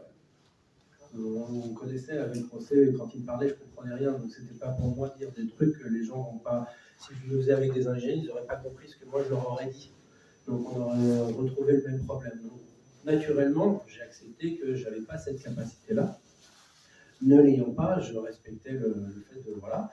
Et c'était dans une espèce de contrat un peu tacite avec la plante, avec donc, ce monde du milieu. Là, il y a ce que je peux faire, ce que je ne peux pas faire. Donc, on a chacun nos spécialités. Donc, chez les chamans, même dans l'Amazonie, avec les chamans ayahuasqueros, il y en a qui sont spécialisés uniquement sur la communication avec les plantes. Leur travail, c'est de prendre l'ayahuasca pour se balader en forêt, donc ils le font 2 jours, pour aller repérer les plantes, pour savoir comment les utiliser en tant que plantes médicinales, comment les préparer, etc. Donc, en fait, c'est des botanistes, ils font des botanistes du ressenti, quoi. Ouais, voilà. Donc ils sont dans cette communication-là, c'est leur spécialité. Et c'est la seule chose qu'ils font. Il y en a d'autres qui vont être spécialisés sur d'autres choses. En fait, c'est vraiment, il y a des spécialisations à l'intérieur qui font une dichotomie un peu entre tous les chamans, même s'ils prennent l'ayahuasca. Et encore une fois, comme je disais tout à l'heure, il y a les gentils, puis il y a les pas gentils. Et les pas gentils, ben, leur boulot, c'est de jeter des sorts, c'est de provoquer des accidents, c'est de tout un tas de choses, quoi. Mais finalement, c'est un petit peu l'univers, c'est-à-dire qu'il faut des forces opposées complémentaires. Donc, s'il y en a un qui fait gentil, c'est parce qu'il y en a un qui fait méchant. Ouais. Et c'est pour ça que je disais que c'était aussi une guerre. C'est que mais cette guerre, elle n'est pas que entre les gentils et les méchants, elle est aussi entre les gentils. D'accord. Parce que c'est tout le principe. C'est-à-dire que pour les chamans, il y a un contrat qui est avec le monde du milieu, donc un contrat avec la plante, mais il y a aussi un contrat qui s'établit avec la communauté dans laquelle il vit. Donc il est chaman pour la communauté en plus d'être chaman lui-même. Donc celui-là, il ne peut pas s'en départir. L'autre, oui, mais pas la communauté. C'est-à-dire que son travail, c'est de protéger sa communauté des esprits, de toutes les choses. Voilà. Donc c'est aussi de négocier, par exemple, quand les hommes doivent partir en chasse pendant plusieurs jours, c'est négocier au préalable le fait que la forêt accepte de céder des âmes des animaux pour qu'ils puissent chasser. Donc les âmes des grands singes, etc. Donc pour pouvoir faire ça, il faut troquer. Et comme ils ne préfèrent pas troquer avec les âmes de ces ouailles, ils préfèrent troquer avec ceux du village d'à côté, protégés par un chaman. Donc en fait, c'est pour ça que les chamans entre eux se tirent un peu dans les pattes, parce qu'ils se protègent les uns les autres des influences négatives de l'autre. C'est très gentil à chaque fois, ça part d'un bon sentiment, mais le problème, c'est que le bon sentiment, il n'est pas très compatible avec les voisins. Et c'est super intéressant parce qu'on voit au-delà de cette... chacun se protège, cet individualisme un petit peu communautaire, où effectivement, il y a quand même une vraie conscience et une vraie envie de vivre en symbiose avec le monde dans lequel ils s'inscrivent, qui les entoure. Ils vont respecter la forêt, ils vont demander des autorisations, donc il y a toujours, comme tu disais au début, ce pont entre le subtil et la matière. Ouais, et pour le faire le plus efficacement, c'est pour ça que traditionnellement, les chamans vivent seuls, reclus du village en dehors. Pour pas avoir d'attache affective? Alors, c'est pas pour avoir pas d'attache affective, c'est déjà qu'ils sont, au bout d'un moment, ils deviennent bizarres. Panoramix, ils vivent toujours, les druides, tous vivent toujours en dehors de la communauté. Pourquoi? Parce que leur boulot, c'est pas de gérer les communications internes, c'est la communication plus externe. Donc pour ça, il faut qu'ils soient dans un environnement suffisamment calme, toujours dans cette introspection, toujours dans cette espèce de solitude, parce que c'est ce que, en gros, dans cette configuration traditionnelle, c'est ce qui est exigé d'eux. Donc le chaman est toujours, même dans la littérature, quelle qu'elle soit, alors je disais Panoramix parce qu'on rigolait, mais finalement c'est pas faux non plus, mais dans toutes ces littératures-là, les chamans ont toujours vécu à l'extérieur des communautés. Pas loin, mais à l'extérieur. Du coup, ça pose une question quand même, pour nous occidentaux, on assiste à ce regain d'intérêt pour le chamanisme, je trouve, alors que ça a toujours existé, hein. Tu parles des druides, voilà, on a toujours une culture chamanique, occidentale en tous les cas. On parle de cette communauté. Aujourd'hui, en France, comment est-ce qu'un chaman pourrait-il pratiquer sans la communauté qui va avec? Les deux sont différents. Même dans l'Amazonie, il y a des chamans qui travaillent sans la communauté. Donc, ils sont ouverts en gros à tout le monde et n'importe qui. C'était le cas de José. Lui, son motto, c'était de dire qu'il ne traitait que les humains. Voilà, le reste, je sais pas, mais en tout cas que les humains. Donc ça veut dire pas de personnes spécifiques venant d'un endroit ou pas, qu'il soit ou autre. Il n'avait pas de problème. Mais c'est rare, c'est pas la majorité. Normalement, ils sont effectivement plutôt rattachés à une certaine communauté. Ce qui est plus le cas en France, puisque notre sens communautaire s'est un peu étiolé au fil des siècles, et qu'on n'a plus cette conscience communautaire. Mais un chaman, comment il travaillerait maintenant? Est-ce que moi, je n'ai jamais travaillé en tant que chaman, je ne suis plus chaman. Donc, depuis que j'ai quitté l'Amazonie, je ne suis plus chaman. Donc, je n'ai jamais fait en Europe. Jamais. Donc, j'avoue que je ne sais pas comment est-ce qu'ils le font. Il y en a où on leur reproche de le faire de manière purement commerciale. Il doit y en avoir, c'est sûr. Il y en a même dans l'Amazonie qui font que du purement commercial. Donc, il y en aura forcément ici aussi. Maintenant, est-ce qu'il n'y a que ça? Non, forcément non. Il y a forcément des types bien qui essayent de travailler correctement et qui font les choses bien avec vraiment un esprit qui est dédié à ce partage, à cette aide, à cet accompagnement et ce genre de choses. Maintenant, il y a une vraie réalité en France, qui est la première, moi, qui a fait que j'ai raccroché les gants directement, c'est que c'est illégal. Voilà, c'est souvent une bonne raison. Et le débat de savoir si l'illégalité des antéogènes est justifiée ou pas, ça peut paraître étrange, mais moi je dirais que oui. Parce que ça reste encore une fois quelque chose qui est vraiment pas anodin. Et le simple fait. Ouais, non, mais même sans ça. C'est-à-dire qu'il y a un mouvement qui s'est déclenché il y a une quinzaine, vingtaine d'années, qu'on appelle les psychonautes. Alors, c'est des types des groupes qui s'amusent en fait à faire justement du voyage, uniquement du voyage, c'est-à-dire de faire le plus gros tiré possible avec quoi que ce soit. Ça va jusqu'à ce qu'il existe un truc qu'on appelle la Mesa Andina, on l'a trouvé à Quito. C'est un truc, dans la même soirée, c'est ayahuasca, peyote, champignons, tout en même temps. Ouais, non, moi. Non, mais là, on est sur du junkie, quoi. Moi, ça me paraît pas être une bonne soirée, ça. Ça me paraît pas être une bonne soirée, ça, à mon avis, ça va mal finir. Non, en fait, le gros problème, c'est pas ça, c'est que ça peut très très bien se passer pendant très longtemps, jusqu'au jour où ça se passe mal. Jusqu'au jour où ça se passe mal. Et c'est ce que je disais, il y a des étages, c'est-à-dire que plus on avance, plus on passe certains étages, plus on arrive à aller haut, et plus on arrive à voir de choses et à voir loin. Et le problème, c'est qu'à un moment donné, il y a quand même dans cet imaginal, il n'y a pas de limite, il y a des frontières. Il n'y a pas de limite. Mais il y a des frontières. Et une de ces frontières, c'est quand même la mort. Voilà, celle-là, elle est en plus emmerdante quand on a envie quand même. Donc, voilà. C'est-à-dire que si on va trop loin, celle-là existe quelque part. On ne sait jamais. Et le truc, c'est que plus on avance dans ce travail, plus on monte, plus on s'en rapproche. Et c'est ça qui est assez difficile parfois, parce qu'il y a un jour, et a priori c'est systématique, tous les chamans m'ont confirmé que c'est quelque chose qui arrivait. Je me le suis ramassé aussi, ça m'a pris des années pour m'en remettre. Mais on a le voyage qui va trop loin et qui ouvre des portes. Et une fois ces portes sont ouvertes, on ne peut pas les refermer. Et ça, c'est particulier. Et c'est pour ça que y a beaucoup de chamans, surtout quand ils commencent à le faire trop dans ces zones-là, on se crame. Vraiment, il n'y a pas d'autre mot, c'est-à-dire qu'on se crame. C'est d'une violence qui est absolument phénoménale, qui est à la hauteur de la puissance de la plante qu'elle peut receler et à la hauteur de la puissance de l'inconscient d'une personne et de tout ce qui se trouve derrière. Oui, parce qu'on peut aussi toucher ça sur des années de voyage sans plante. Oui. Donc, de toute manière, il y a effectivement, tu parlais de cet accélérateur qui est les plantes antéogènes, voilà. Mais effectivement, il y a toute une dynamique d'encadrement aussi psychologique et puis de savoir peut-être s'arrêter à un moment donné pour ne pas aller se cramer les ailes trop vite. Et c'est ça le truc, c'est aussi pour ça que moi j'ai raccroché les camps. Ouais. Parce que j'avais trop de ces plafonds qui étaient ouverts et si jamais, là ça me demandait vraiment de mesurer systématiquement pour être sûr que c'est les doses, c'est-à-dire qu'avec l'ayahuasca ou avec les antéogènes, plus on en prend, moins on en a besoin. C'est le contraire des autres drogues, c'est pour ça que ça ne rentre pas dans les cadres de la législation française par exemple, où il faut que ce soit addictif. Ça ne l'est pas, parce que plus on en prend, moins il en faut. Puis quand on se prend une raclée, on n'a pas envie d'y retourner trop vite. C'est bon pour la santé, c'est bon pour le psychologique, etc. Donc, ces trucs-là ne rentraient pas, mais ils l'ont classé quand même, justement pour ces problèmes de décompensation psychologique. Parce que si on fait n'importe quoi et qu'on se retrouve à aller trop loin, le retour est parfois difficile.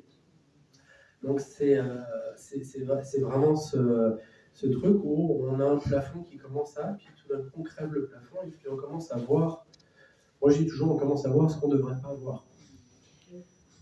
Alors tu parlais de cette frontière de la mort. Physiquement, on peut mourir en voyage ? Théoriquement non. Théoriquement non. Mais on peut mourir psychologiquement. Tu meurs toujours psychologiquement à chaque fois. À chaque fois. C'est la mort de l'ego. On fait sauter des petits bouts. Effectivement, quand on atteint cette zone-là un peu trop forte, là, c'est pour ça que j'ai carrément écrit ce livre, l'apologie de la mort. C'était après ça. D'accord. Parce que le plafond a été tellement crevé que on voit le. Excuse-moi, j'ai un verre d'eau. Ah ouais, je veux bien, c'est gentil. Vous avez 5 minutes. Voilà. Merci. Il nous reste 5 minutes. Ah oui, déjà. Et après, vous avez fait 5 minutes. Non. Il vous reste 5 minutes et après, c'est à nous de vous poser des questions. Ouais, alors donc ce plafond, la lumière au tunnel, ça c'est fait dans la première minute et on passe à autre chose. Et puis on commence à plus sentir le corps, c'est-à-dire qu'on n'a plus de lien au corps, c'est-à-dire qu'on ne le sent plus, on ne se sent plus soi-même, il n'y a plus rien du tout. La conscience, c'est là de la petite bulle. La petite bulle, on a l'impression qu'elle n'existe plus, qu'elle n'est plus là. Donc il y a vraiment une perte totale de la personnalité, de la persona qui n'existe plus. Et on a une conscience, enfin je vais dire conscience, on a une certitude absolue d'être mort. Et ça, c'est intéressant. Enfin, sur le moment, c'est pas drôle. Les jours après, c'est pas drôle. Puis après, ça commence, voilà, on en revient petit à petit. Mais ça change la manière de voir totalement. Et quand ça m'était arrivé, ça a été là. J'avais été voir le fameux José Licouy, le chaman. Je lui en parlais, il me fait ah, ça y est, t'es mort. Oui, parce qu'on entend souvent aussi dans le folklore chamanique de cette espèce de cap initiatique. Où effectivement la mort. Ouais. Et finalement, c'est la mort de l'ego, c'est la mort, c'est la mort de. Tu parlais de la persona, c'est ça. C'est vraiment. On rentre dans un processus de presque de fusion à l'univers. Mais imagine celui-là quand tu te le fais en arrière-boutique, dans ta cuisine ou dans ton salon, sans préparation, sans accompagnement, sans quoi que ce soit, et qu'on se retrouve avec ça. Le type, il finit en hôpital. Oui, il finit en HP. Ouais. Et c'est pour ça que toi, tu as passé pas mal d'années à accompagner des groupes, parce que après, tu es revenu en Occident, et pour peut-être clôturer après, je sais pas. Ouais. Je sais pas, il restait quoi sur ton papier là? Elle a tout fait, J'ai tout fait. Super. Ouais, non, c'est pour ça que, oui, moi je l'ai fait qu'en Équateur, donc les gens venaient d'un peu partout dans le monde, et je les prenais comme ça pendant, moi je préférais sur 2 ou 3 cérémonies d'affilée, donc à peu près une bonne semaine, et on faisait comme ça avec Ambre, on les recevait, puis on s'en occupait, et il y avait un accompagnement, après c'était en journée, on leur donnait des trucs pour penser, pour réfléchir à toutes ces choses-là, arriver à dépasser, quand on est tous les deux thérapeutes. Ouais, voilà. C'était l'accompagnement qu'on faisait pour être sûr que les choses soient bien posées, qu'elles se comprennent, qu'elles ça décante correctement, et que voilà, c'était vraiment le truc le plus important. Ouais, c'est ça que j'ai trouvé super chouette dans votre approche, c'est que finalement le chamanisme est un outil aussi efficient et que vous soyez thérapeute et qu'il y a un bagage psy et qu'on puisse effectivement apporter toute cette dynamique dans le processus de déconstruction. C'est génial. Ouais, c'est pour ça que moi j'étais formé au décodage biologique et au transgénérationnel, et puis aussi avec la PNL. Donc en fait, même sous ayahuasca, je faisais de la PNL au milieu de la nuit avec des trucs, et ça marche vachement bien. Genre, du coup, aujourd'hui, tu fais plus de chamanisme, mais tu as toujours une activité de thérapeute. Ouais. Tu continues d'œuvrer à l'éveil des consciences, je pense. Ouais, c'est ce qu'on fait tous les deux. Ouais, on n'a toujours pas arrêté. C'est chouette. Mais là, tu vois, on le fait sans les plantes. Non, mais c'est tout aussi, comme tu disais, peut-être moins rapide, mais en tous les cas, c'est pas moins efficient, quoi. Non, c'est ça. Merci à vous. C'est bon.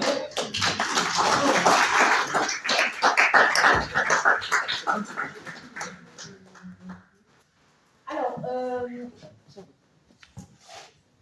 ça va être le moment de poser vos questions. Qui veut commencer? J'imagine que vous en avez. Allez.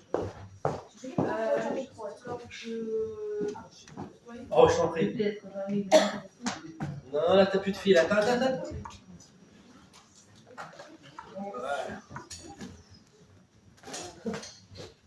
Oui, alors je voudrais savoir lors de tes voyages chamaniques, en fait, au niveau de la procédure, est-ce que en fait il y a des chants, c'est autour d'un Les Icaros, ouais.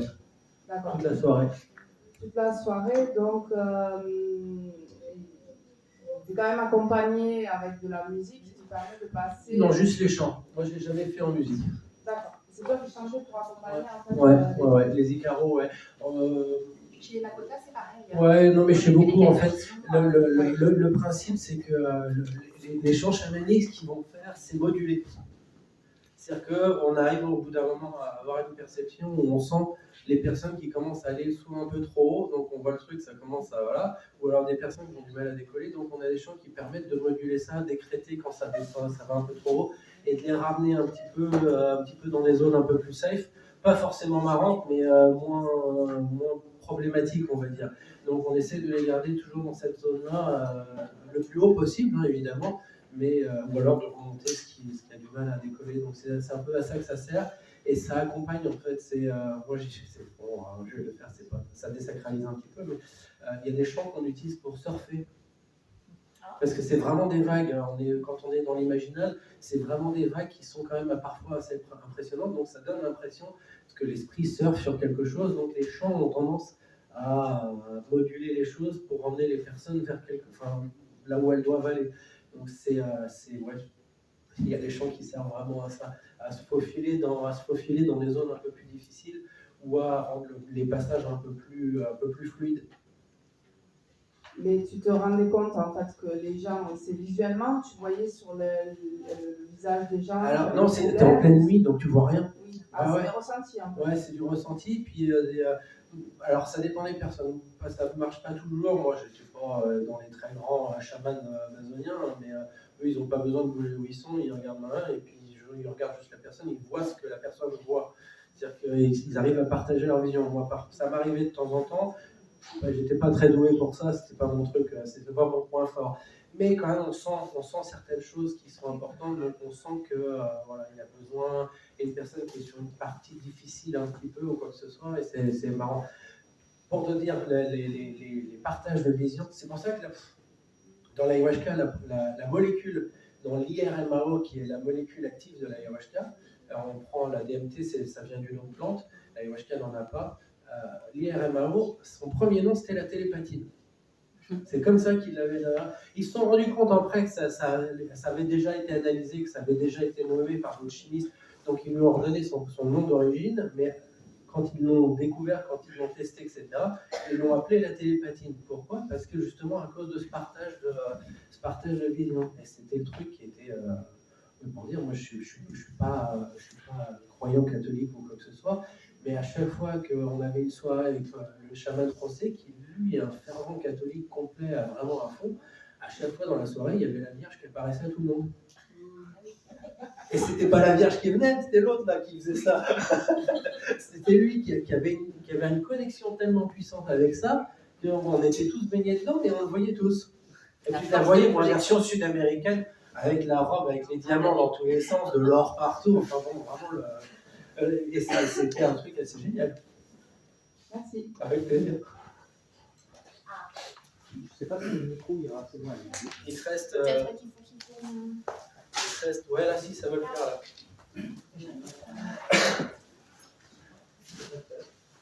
Par contre, après, c'est. Non, Après, il y a pas plus. Après, c'est ma chaise qui part avec. Là. Bonjour. Bonjour. Vous avez parlé avec votre compagne, vous éveillez les consciences, en fait, vous essayez de faire ce travail-là. Or, tout est fait pour nous mettre de la confusion dans les esprits avec tout ce qui se passe actuellement. On rentre dans ce débat. Alors, moi, je suis tombé dans le piège. Le piège, c'est d'aller voir sur Internet les lanceurs d'alerte, les soi-disant ceux qui essayent de comprendre, ils sont mis, surtout les grands médias, ils sont mis de côté. On ne veut pas les écouter. Donc, ça me permet, le fait d'avoir écouté les lanceurs d'alerte, justement par rapport à la conscience, de voir qu'il y a beaucoup de manipulations. Il y en a qui disent que c'est des pervers narcissiques, et on baigne un peu là-dedans. On baigne là-dedans. Et donc, mais c'est grâce parce que je suis curieux, c'est grâce aussi à ça que je prends conscience pourquoi il y a la confusion, quoi. Alors, ça fait partie d'un peu peut-être de l'éveil de conscience. Moi, j'ai besoin matériellement de voir ce qui ne va pas, ce qui est à peu près juste, on va dire comme ça, et ce qui est à peu près pas juste, ce qui est injuste. Et pour moi, ça m'aidera peut-être au niveau spiritualité. Et par contre, après, moi, je ne suis pas très fortiche pour aller voir l'invisible. Quoique peut-être que ça me plairait. Mais d'abord, j'ai besoin de savoir. Mais sans parler de toute cette actualité-là, il n'y a pas de juste ou il n'y a pas d'injuste. Il y a juste les choses qui sont telles qu'elles sont. Et c'est ce qu'on en fait et comment on les voit. Un éveil de conscience, c'est aussi ça. C'est de ne pas s'arrêter à savoir est-ce que le truc il est méchant, est-ce qu'il est gentil ou il n'est pas beau, est-ce qu'il est beau. Non, ça n'a plus d'importance. Il l'est de toute façon, il est là. Savoir comment ça nous affecte nous et ce qu'on en fait. Personnellement, moi, tous ces trucs, je ne les vois pas. Je les vois pas, je les sens pas, ça ne m'intéresse pas. Donc je ne le regarde même pas, donc ça ne me touche pas. C'est pas quelque chose qui... Ça n'a même pas d'importance en soi. C'est sur la façon de voir, ouais. Par rapport à ce que vous dites, je comprends mieux. Il y a des tribus en Amazonie, eux, ils n'ont pas la télévision. Exactement. Donc, ils n'ont pas la confusion dans leur esprit. Du coup, ils ne sont pas comme moi qui cherchent de comprendre pourquoi de ce qui ne va pas. Eux, ils n'ont pas besoin, et peut-être qu'ils vont plus facilement vers c'est pas le paradis sur Terre non plus. C'est pas le paradis sur Terre non plus. Ça reste difficile pour eux à plein d'égards. C'est-à-dire que maintenant, ils vivent dans un environnement, les jeunes surtout, qui s'est ouvert au monde, à d'autres mondes, avec des iPhones et des trucs comme ça. C'est-à-dire que là, ils sont à vouloir s'acheter des téléphones portables dans une cahute avec un toit en tôle. Ils ont des téléphones à 1200 dollars qui se payent en ne faisant que travailler pour ça, rien d'autre, juste pour vivre une partie du rêve américain. Voilà, exactement. Donc, il y a un éveil de conscience, mais c'est le fait qu'ils aient cette conscience de cette réalité qui soit derrière la nôtre, donc cette espèce de négatif de la réalité. Le fait qu'ils en aient conscience ne veut pas dire qu'ils ne vont pas être avec des problématiques psychologiques, avec des souffrances personnelles, avec une envie d'accès au matériel comme on l'aurait chez n'importe qui, et avec des peurs qu'on leur dit qu'il faut qu'ils se fassent vacciner, qu'il faut se passer, etc., qu'ils vont tous mourir. Ils ont la trouille pareil, comme nous, comme n'importe qui. Et ils ont des mémoires de maladies, des trucs comme ça. Eux, ils ont en plus un problème de confiance quand parfois ça vient de l'extérieur, parce que quand on leur amène des trucs comme ça, ils ont l'habitude, et c'est pas la bonne habitude. Donc il y a une difficulté aussi quand même.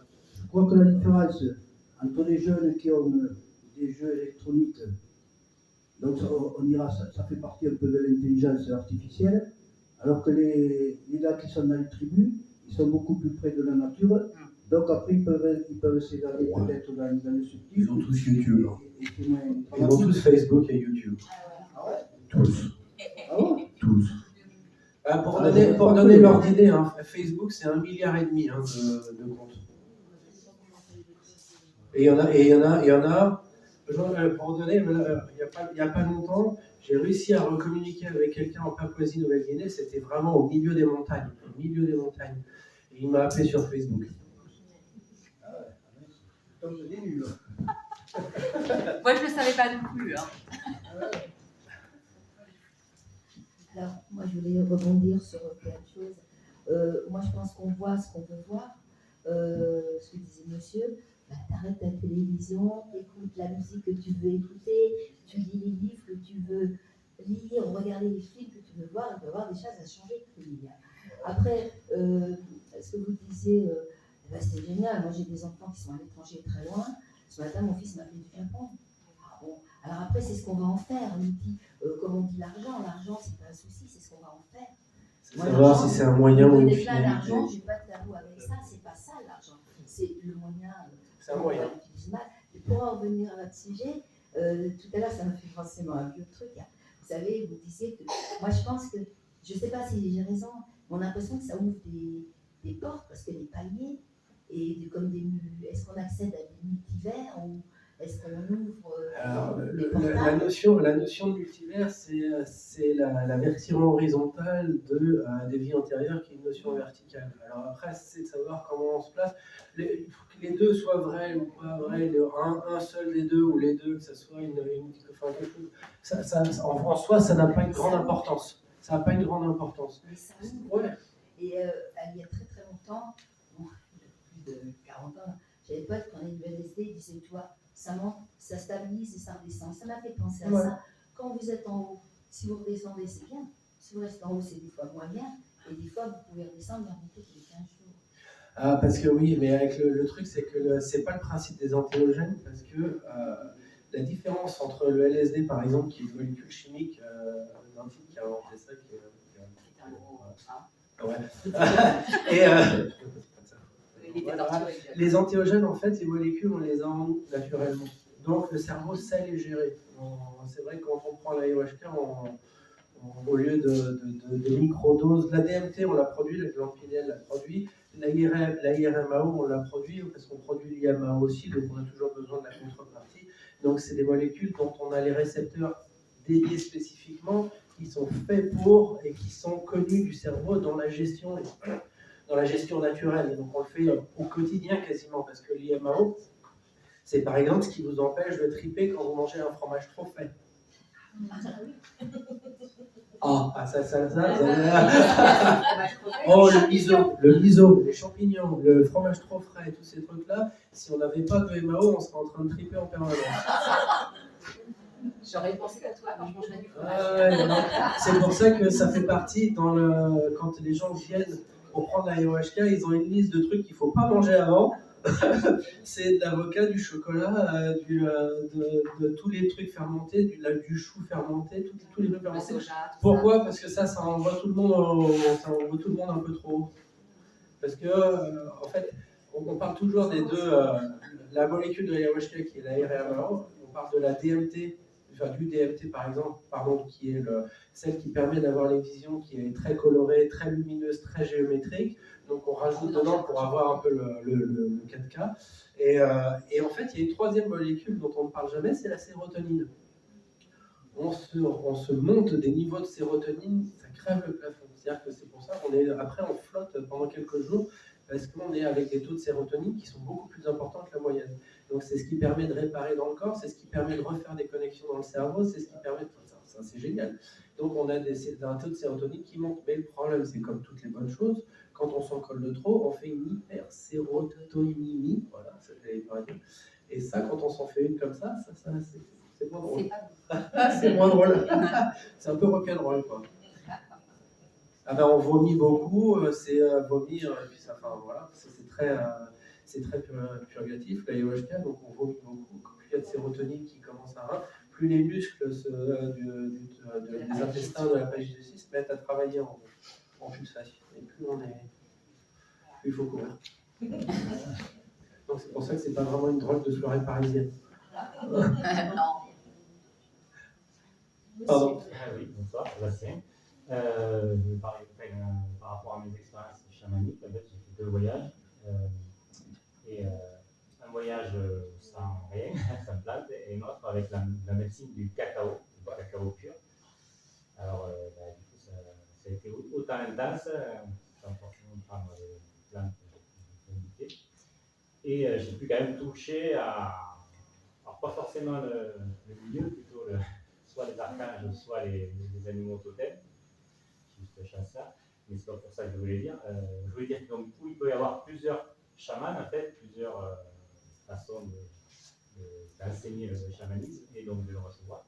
Absolument. Et au-delà, j'ai une question, je voulais un peu pour rejoindre un petit peu ce que disait le monsieur, mais est-ce que, en fait, la question au niveau spirituel, souvent on dit le monde change, les énergies changent, les vibrations de la Terre aussi changent. Et en fait, on peut passer dans ce qu'on appelle la 5e dimension, en fait, pour changer justement ce monde, plus spirituel que matérialiste. Qu'est-ce que vous pensez? Est-ce que ça vient, moi j'imagine, chacun a son avis en fait, est-ce que ça vient pas au niveau plutôt personnel, qu'on voit le changement nous-mêmes, qu'on passe peut-être petit à petit vers la 5D, ou alors que ce soit alors, le processus spirituel, de toute façon, il est personnel.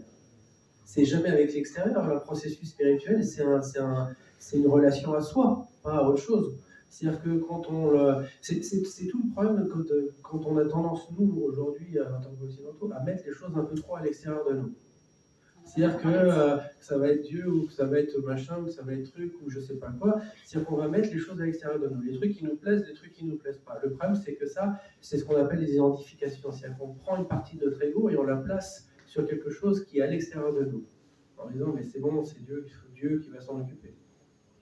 Je me fous. Et ça, c'est plus de notre responsabilité dès l'instant où on le met à l'extérieur. Le processus spirituel, il est uniquement à l'intérieur. C'est un cheminement à soi, c'est un travail de soi vers soi pour arriver à se comprendre. Voilà. C'est-à-dire qu'il n'y a pas cette notion extérieure. Dès l'instant, et vous parliez tout à l'heure de dire, c'est de passer du sensible jusqu'au spirituel. Non, c'est indissociable. Moi, les personnes qui ont fonctionné le mieux avec l'ayahuasca dès la première fois, avec un tout petit peu, qui sont partis, ils ont fait un voyage fabuleux, extraordinaire, ils ont compris des centaines de choses en l'espace de quelques heures, ils sont revenus tranquillement, c'était des gens qui étaient ultra dans le sensible, vraiment dans le sensible. Je veux dire, les personnes qui sont dans la terre, qui comprennent les choses simples, qui s'accrochent à ces choses-là et qui comprennent ça et que ça a une vraie valeur pour eux, c'est beaucoup plus facile parce que déjà là, ils sont dans cette relation à eux. Ouais. C'est-à-dire que là où c'est très difficile, c'est les gens justement avec un ego fracturé, où on est toujours dans le truc où on regarde en l'air. Le principe, c'est 99% du temps, une prière, c'est une demande, c'est un espoir, c'est de la mendicité. On est en train de mendier pour quelque chose quand on prie. On est en train de demander qu'il se passe quelque chose de mieux. On est en train de demander pour que quelque chose change. Et ce n'est pas une prière, ça. Une prière, c'est pas ça, normalement. Donc, quand on est dans cette notion de mendicité, on est déjà dans un truc extérieur à soi qui fait qu'on se déresponsabilise de notre propre difficulté et on s'en éloigne. Puis c'est très influencé par les religions monothéistes, parce que chez les polythéistes, juste pour compléter, il y a quand même des égrégores collectifs, des égrégores qui font par exemple des mantras, des prières collectives qui peuvent changer aussi l'énergie. Ça aussi, ça peut être important. Ouais. Mais c'est toujours pareil, c'est toujours la même chose, c'est qu'est-ce qu'on en fait. C'est super, on peut faire, je ne sais plus qui disait, il y a des types qui venaient, c'était quasiment miraculeux en Inde, un truc où... non, c'était pas un c'est un autre, je ne sais plus. Ouais. Et les gens venaient, ils étaient guéris, ils remarchaient, et leurs jambes repartaient alors qu'ils devaient avoir 3 opérations s'ils ne faisaient rien. Et puis ils remarchaient, ils se faisaient la moitié du Himalaya à pied, ça marchait. Et ils disaient, mais quand il repart, le truc, c'est qu'on ne sait pas s'il n'a pas fait une identification avec le fait « je vais bien quand je suis ici ». C'est-à-dire que là, il y a une identification. Si cette identification se pose, le mec, il dit, c'est simple, il rentre chez lui, dans 3 semaines, c'est reparti.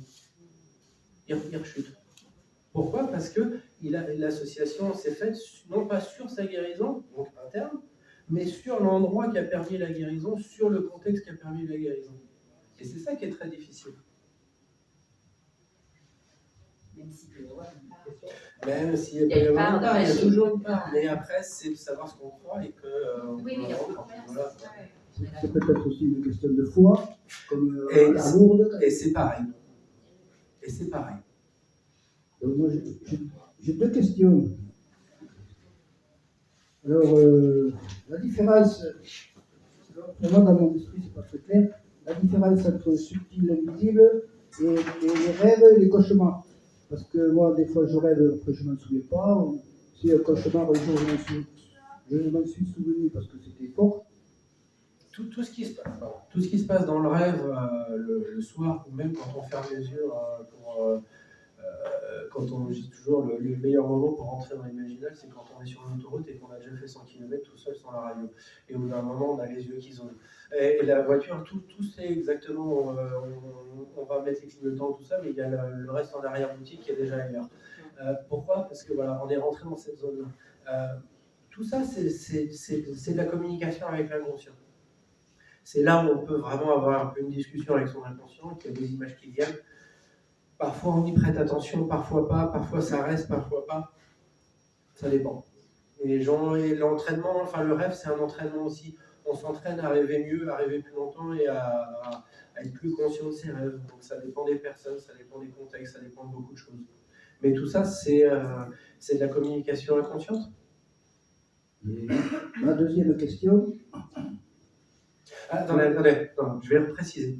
C'est de la communication inconsciente, même si, parce que là, vous allez demander pour le subtil, je suppose, Donc même si c'était une communication subtile, c'est-à-dire de l'extérieur qui vient vraiment de l'extérieur, elle passe de toute façon par l'inconscient. Et par le filtre. Et par le fil de l'inconscient et de la conscience. C'est-à-dire que quand le principe du médium ou le principe de la vision, le chaman a une vision en voyant quelque chose, il va parler de cette vision à la personne. Le problème, c'est que la vision, même si elle vient de l'extérieur, elle va passer par l'inconscient, les filtres inconscients du chaman, elle va passer par sa conscience parce qu'il va falloir la verbaliser à un moment donné, donc il va falloir mettre des mots dessus, donc il va choisir, lui, des mots qui sont liés à son histoire à lui. Vous voyez ? Donc on se tape déjà 2 filtres entre l'entrée et la sortie. Plus le type qui va recevoir en conscience le truc, 3 filtres, et il faut que ça passe en inconscient, 4 filtres. D'où mieux aller chercher soi-même. Alors déjà, non, pas forcément, mais ce qui est hyper important, c'est d'avoir vraiment conscience, garder ça dans un coin de la tête, que quand il y a des messages qui viennent, d'où qu'ils viennent, que ce soit de l'extérieur ou de l'inconscient, ils vont passer par nos filtres à nous. Et on ne sera pas capable forcément de savoir dans quelle mesure. C'est-à-dire que les filtres inconscients, pour savoir exactement comment on les a influencés, là, celui-là, il est chaud quand même. La deuxième question, c'est est-ce que vous faites, vous, en tant que chaman, comme les exorcistes, c'est-à-dire pouvoir guérir d'implant qui se met sur le corps parce qu'il y a une douleur, des implants invisibles ou des égrégores, je ne sais pas comment on appelle tout ça. Est-ce que ça vous parle, ça fait Alors, il y a un truc, c'est que c'est plus rare qu'on pense. C'est vrai que toutes les possessions et ce genre de trucs, c'est même pas que c'est rare, c'est vraiment très très très rare. On a toujours des problématiques d'esprit défunt, d'esprit en général qui peuvent s'accrocher aux gens, sans que ça pose forcément problème. La grosse problématique, c'est quand notre inconscient est suffisamment endommagé pour laisser certaines portes ouvertes. Qu'on croit quoi que ce soit derrière, peu importe. Que ce soit juste une porte qui va être ouverte, qui va faire une vulnérabilité énergétique, qui va se transformer en vulnérabilité physique à un moment donné. Okay. Que ce soit une porte qui s'ouvre et qui laisse libre cours à un esprit qui va parasiter ou quoi que ce soit. Ok. Moi, le débat de savoir qui a raison, qui a tort, qui a plus raison, qui a moins tort, de dire que c'est des esprits qui vont parasiter ou quoi que ce soit, ok, ça ne m'intéresse pas. Ce qui est important, c'est le résultat. En gros, la personne qui est attaquée par quoi que ce soit, quelle que soit la croyance qu'on ait, c'est parce qu'il y a une porte qui s'est ouverte à un moment donné dans son esprit, une fragilité, parce qu'elle a laissé cette porte s'ouvrir. Par besoin, pas par envie, hein, par besoin. Et souvent, c'est autogénéré aussi. Oui. Par la peur. Oui. Vous parliez tout à l'heure des peurs en regardant les médias. Il n'y a rien de mieux pour se choper une saloperie. Ah ouais, sur les grégores, c'est mortel. Hein. Ça marche vachement bien. Ça fait. Ça marche vachement bien. Et hier, je me rappelle plus du nom, il faudra parce que ça va m'intéresser. Il parlait justement des chamans, et lui, il parlait surtout de la quantique, mais c'était. Alors, il a fait référence à Joe Dispenza, mais tout ça, c'est des ouvertures, et ça fait que ça donne une forme de liberté. Quand on a. Ça se fait pas comme ça se fait pas tout de suite. Ou pas. J'adore. Parce que ça dépend encore une fois comment on aborde les choses. Si on aborde les choses pour se sortir d'autre chose, c'est plus une forme de liberté, c'est une nouvelle chaîne. Ah ouais, non, c'est pas bon. C'est comme quand vous faites de l'humanitaire, vous dites la parité, c'est nul. Il n'y a rien de pire. Voilà. Non, mais là, c'est pour. Ça vous donne une respiration, parce que là, on ne respire pas bien. Non, moi je respire nickel. Ça va. Ouais, vas-y, ouais. Moi, du coup, je suis venue parce que justement, je voulais savoir si c'était vraiment le chamanisme. Là Le chamanisme. Ah oui, ok, ouais. Parce que je vois que les gens ici connaissent déjà à peu près. Ouais. Et j'avais en fait, je voudrais savoir, quand vous parlez d'esprit de la nature et qui nous entoure, qu'est-ce que vous entendez par ça? Allez, c'est là-dessus. Alors, Je peux le faire. Celle-là, elle est super. On va dire que c'est la partie subtile du monde dans lequel on est. Ok, je vais te le faire simple. Ton âme, c'est quoi? Ouais, voilà. Pour moi, C'est la question qui tient tout le monde depuis des milliers d'années, de savoir où est-ce que ça se situe, qu'est-ce que c'est ou qu'est-ce que ça n'est pas. Tu vois? Donc, et puis ça les taraude, hein. Il y en a qui sont quand même bien foutus sur la gueule pendant longtemps, un peu, juste pour cette question-là. Donc c'est quelque chose qui est important. Si on part sur un principe d'énergie ou quoi que ce soit, c'est la partie qui sera non physique. C'est-à-dire que c'est tout ce qui est toi sans être à toi. Ton corps, il est à toi, c'est pas toi. Tes pensées, toutes tes mémoires, c'est à toi, c'est pas toi. Donc c'est tout ce qui reste en dehors de ça. Okay?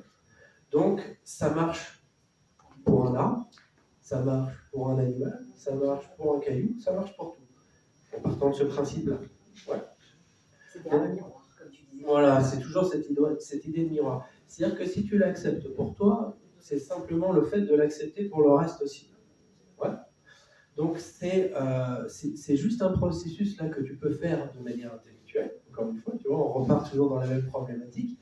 Et un jour peut-être, sur une expérience quelle qu'elle soit, avec ou sans antéogène, avec ou sans plante, avec, tu vois, de le sentir vraiment. C'est une fois que tu le sens, après, c'est indiscutable. C'est indiscutable. Il y a un mot qui existe, c'est un mot à la langue que j'adore. C'est un mot que j'adore quand on utilise. Je mets. Alors c'est un qual ou des qualia. Qualia, c'est les femmes, toute la partie subjective de l'expérience. C'est en gros, c'est ce qui fait que tu sais que quelque chose a existé ou pas. Mais tu seras incapable de dire pourquoi, ni comment, ni d'écrire, ni d'expliquer ce que c'était, pourquoi, parce que c'est totalement ineffable. C'est impossible à décrire. En gros, si je te demandais maintenant, qu'est-ce que ça fait d'être un cheval qui court? Déjà, toi, t'as que 2 jambes, donc déjà imaginer 4 jambes, ça commence à être compliqué. Tu peux pas savoir. Il n'y a que le cheval qui peut savoir ce que c'est que d'être un cheval. Ouais. Exactement, qu'il n'y a que ta voisine qui peut savoir ce que ça fait que d'être elle. Et donc, quand tu fais ces expériences-là, c'est personnel au point que tu ne peux pas l'expliquer à quelqu'un d'autre parce que tu n'aurais pas les mots. C'est comme si je te demandais de décrire la couleur rouge à quelqu'un qui n'a jamais vu de sa vie. C'est autre chose. Ça, c'est ce qu'on appelle les qualia. C'est ce qui fait la difficulté de la communication humaine. C'est ce qui fait qu'on n'y arrive pas. Ah, mais du coup, elle monte subtil, il s'éprouve, quoi. Les qualia. Les. Le S. Les, pluriel. Les, qualia. Q-A-L. Qualia. C'est la partie subjective de l'expérience. Et ça, c'est quelque chose d'essentiel. Voilà, c'est encore un, c'est un mot en anglais que j'adore, ça fait toujours marrer ma femme. On appelle ça groquer. Groquer, c'est un titre qui veut dire c'est un synonyme entre boire de l'eau et comprendre quelque chose. Quand tu bois de l'eau, ça passe dans toutes tes cellules et elles sont intégrées directement dans tes cellules, c'est-à-dire que tu ne le sens même pas. C'est intégré dans ton corps instantanément et infusé parce que c'est une information que tu connais parfaitement. Donc groquer, c'est comprendre quelque chose de cette manière-là. Ça, c'est... Là, quand tu vois quelque chose, c'est bien, ça. Tu sens que c'est bon, là. Tu l'as chopé le truc. Tu n'en discutes même plus. T'arrêtes. Plus besoin d'en parler. Une dernière et après on passe à la séance d'efficace pour ceux qui le souhaitent parce que Bruno Lalande est là pour la méditation sonore. Pour ceux qui s'y sont inscrits. Il y a encore quelques places, hein, si jamais. Voilà. Hein? Je crois que c'est ça. Ah, ben. Pardon. Ouais, allez-y. Bien que, d'après ce que je comprends, on va être totalement au-delà de la persona, est-ce que ça te permet, ce voyage, de contacter des aspects de toi-même sous un plan énergétique, par exemple la peur? Ouais. La peur ou la colère, ou enfin des émotions pas superficielles. Hein, non, j'entends bien. Ouais. Récurrentes dont tu es porteur, et que du coup, quand tu reviens à la conscience, ça te donne l'impulsion c'est la claque. d'œuvrer, bah, même si tu prends une claque, Ouais. ça te donne moins l'impulsion d'œuvrer sur ces aspects de toi. Ou est-ce que c'est une fuite finalement pour les personnes qui pratiquent, juste une fuite C'est-à-dire que là, ouais, c'est souvent en fait, c'est arrivé, moi je l'ai vu plusieurs fois, je sais pas, une dizaine de fois comme ça, des personnes qui subissent ce qu'elles se font subir au quotidien sans s'en rendre compte. Ouais. Et par exemple, des personnes qui sont dans une colère ou qui cherchent le contrôle absolu en permanence de tout et qui s'imposent un stress à cause de ce contrôle, ce genre de choses. Là, la ayahuasca, c'est pas censé le quart d'heure. Pareil avec la colère, pareil avec des trucs comme ça. Si elle se rend même, une personne qui se rend plus compte qu'elle est en colère en permanence et que ça dirige sa vie, là, la ayahuasca, elle va monter vraiment les volumes, l'inconscient va monter vraiment tous les volumes de la colère pour vraiment lui faire sentir ce que ça fait vraiment dans l'inconscient. Et c'est pas des moments très drôles. Ouais. Quand on commence à gérer avec ces inconscients où vraiment on pousse l'émotionnel dans les tours, c'est dur. Ouais. Par expérience, moi je suis allée beaucoup en Inde et j'ai toujours entendu dire il y a plusieurs Indes. C'est-à-dire que tu as des personnes, elles arrivaient, elles repartaient immédiatement. C'est-à-dire l'Inde était insupportable pour elles. Tu vois, ça les renvoyait à elles-mêmes d'une façon terrible. Et d'autres pour qui c'était le nirvana, le paradis. Et ça me fait, ce que tu racontes, les deux. Ça me donne un peu. C'est toujours les deux. Finalement, tu amènes. Ok, merci. Avec plaisir. Par rapport aux émotions, est-ce que tu as eu l'impression à un moment donné, lorsque tu faisais ton apprentissage de chaman, si l'émotion était trop forte, de ne pas devenir le vargeon ou quelque chose dans ce goût-là? C'est ce que je disais tout à l'heure, quand au bout d'un moment, on risque toujours de se cramer complètement. Ouais. Et c'est quand on arrive dans ces zones, dans ces plafonds-là, il y a des moments où on sent qu'il y a vraiment un signal d'alarme, comme quoi on a vraiment été trop loin. Et là, on a la mort de ce que j'appelais la mort de l'ayahuasca. Une fois qu'on l'a touché, la peur qui est conséquente à ça, c'est qu'à chaque fois qu'on reprend l'ayahuasca, qu'on a même juste le goût, quelques gouttes sur la langue ou que ce soit, on arrive à retrouver des terreurs qui ne sont pas possibles et qui sont très dures à gérer. Ça prend du temps à en revenir. C'est un passage quasiment obligé, mais ça prend vraiment du temps à en revenir parce que il faut se l'encaisser, quoi. C'est pas drôle. Et folie initiatique, quoi. Ouais, c'est cette espèce de folie initiatique qui est difficile à gérer, qui est importante d'une certaine manière, qui est un passage obligé et qui fait qu'il y a la plupart des chamans du monde du milieu qui s'arrêtent rapidement. Bon, j'en fais partie, tu vois, il n'y a pas de voilà. Moi, j'ai arrêté parce que déjà je suis rentré en France, mais parce que de toute façon, ça n'aurait pas été raisonnable plus loin. Et dans ces états, on est allongé Ouais, au mieux, ouais. Ouais, au mieux, ouais. Le plus confortable possible dans ces cas-là, c'est bien. C'est quoi? On a les yeux fermés? C'est la nuit, on voit mieux la nuit. Alors, On voit mieux les yeux fermés, d'une manière générale. C'est pour ça qu'on va baisser les stores et faire une tisane. Il y a aussi des processus de lucidation où on fait des voyages avec les champs, la kota et tout ça. Moi, j'ai fait beaucoup de voyages de sudation et quête de vision. Et là, par contre, on est assis, on est complètement, enfin, on part en transe. On peut avoir les yeux fermés, les yeux ouverts. Mais il y a effectivement vraiment, on est dans le noir, il fait très chaud. Enfin, voilà. Je ne sais pas si vous connaissez un peu le principe, mais voilà. Mais même comme ça, même avec l'ayahuasca, il y a des chamans qui exigent que tu restes assis. Oui, enfin, moi, dans la lucidation, je me couche. Ça dure 8 heures. C'est pas sympa. Non, allonger, c'est très bien. J'ai fait aussi des luttes amérindiennes en situation, et à un moment donné, il y avait la panique, parce que... On n'arrive plus à respirer. Ouais, il fait tellement chaud, oui. Et que je dis, ça y est, je vais mourir. Et j'ai un appareil respiratoire, je fais l'apnée du sommeil. Et ma compagne m'a dit, il vaut mieux pas que tu fasses des luttes amérindiennes, parce que sinon tu risques d'y rester. Alors moi, la chamane qui m'accompagnait me disait toujours, merci, la chamane qui m'accompagnait me disait toujours, tant que tu résistes, tu vas avoir la sensation de mourir, abandonne-toi.